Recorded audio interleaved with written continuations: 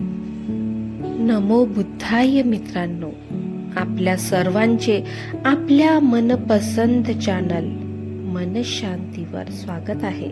आपण भारतरत्न बोधिसत्व डॉक्टर बाबासाहेब आंबेडकर लिखित भगवान बुद्ध आणि त्यांचा धम्म ह्या पवित्र ग्रंथाचे वाचन करीत आहोत. चला तर सुरू करूया आजच्या वाचनाला.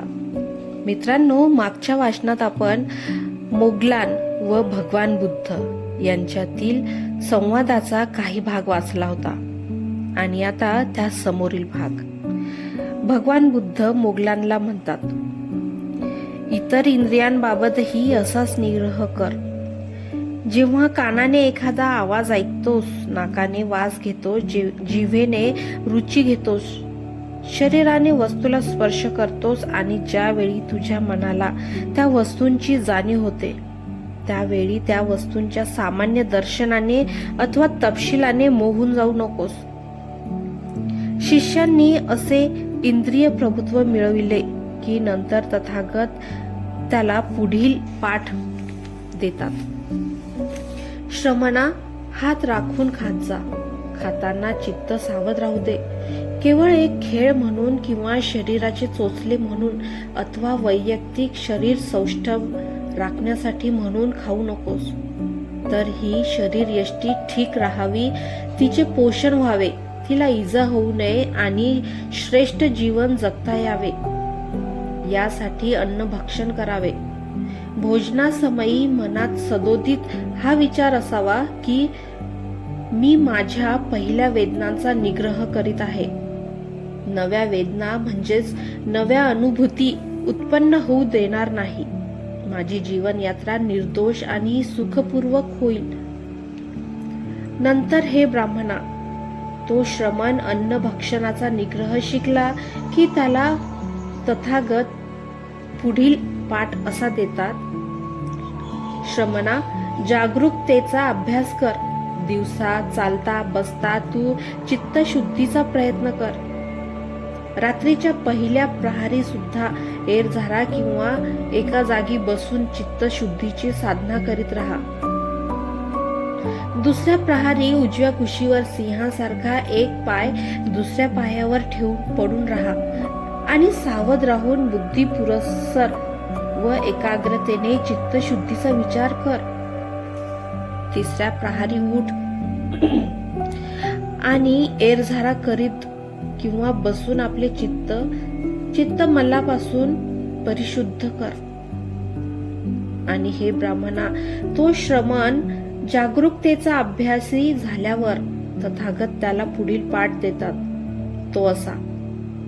श्रमणा, जागरूकता आणि स्मृती म्हणजेच सम्यक जाणीव यांनी युक्त हो. पुढे जाताना किंवा मागे येताना आत्मसंयम राखीत जा. पुढे किंवा मागे भिक्षा पात्र नेत असताना, खाताना, चघळताना, स्पर्श करताना, शरीराचे कोणतेही काम करताना, चालताना, उभे असताना, बोलताना किंवा मौन धारण केलेले असताना सदैव स्मृतीयुक्त म्हणजे जाणीवपूर्वक संयम राखीत जा. नंतर हे ब्राह्मणा, त्या शिष्याला आत्मसंयम साधता आला तर त्याला तथागत पुढील पाठ देतात.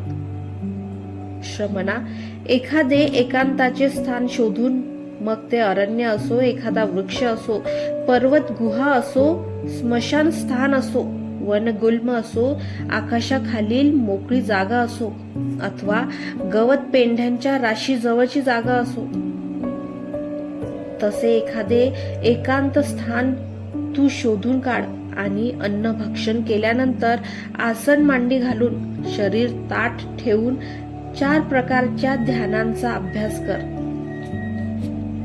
हे ब्राह्मणा, जे श्रमण शिष्य आहेत, ज्यांनी मनोनिग्रह अद्यापी साधलेला नाही परंतु तसा साधण्याची ज्यांना इच्छा आहे, त्यांना मी असे क्रमाक्रमाने शिक्षण देतो.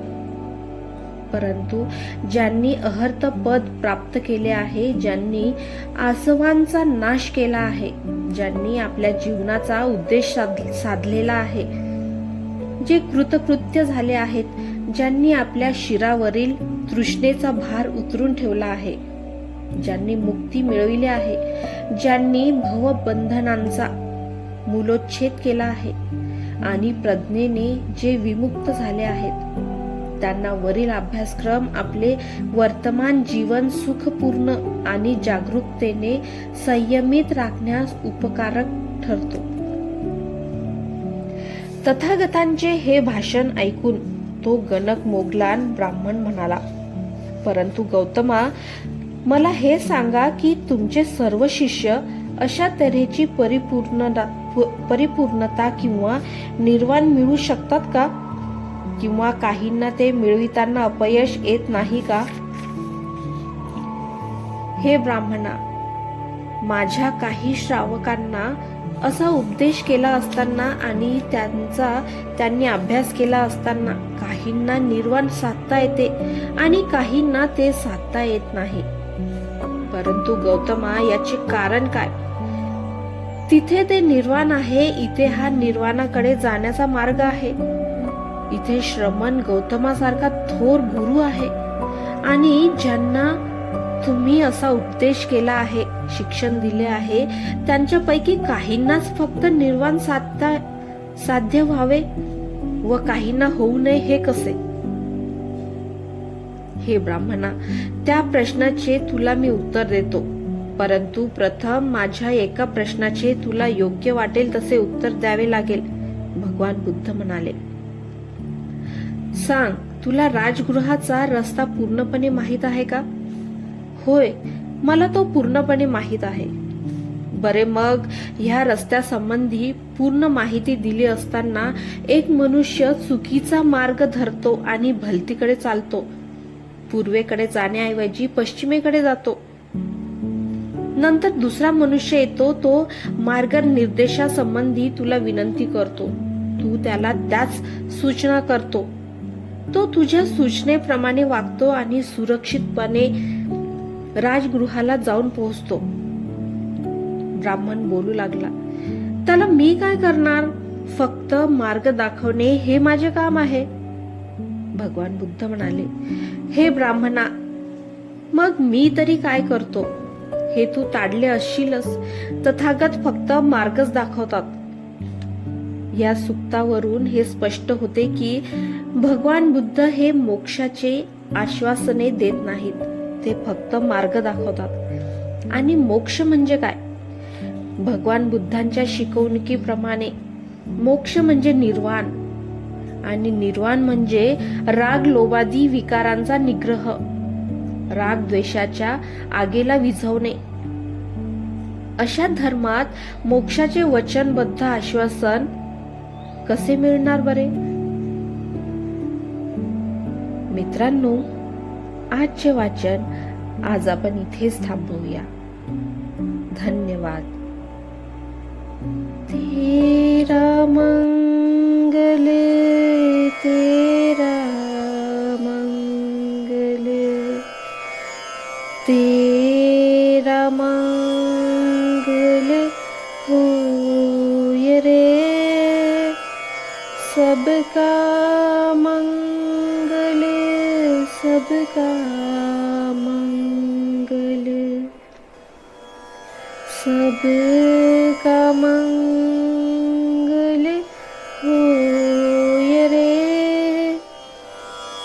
नमो बुद्धाय.